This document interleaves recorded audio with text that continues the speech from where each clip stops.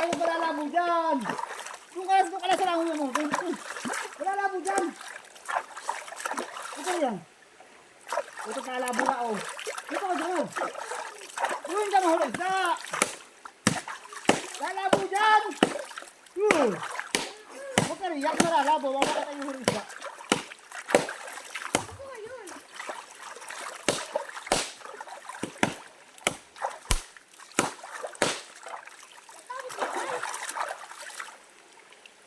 Huwag labo oh. Wala ka rin yan. Ito, yata. Baka ka tayo tubig. Mamaya ayaw huli kita. Huwag ka maingay. I-mute ko na lang. Okay, dinig. Pwede naman yan, i-mute ko lang.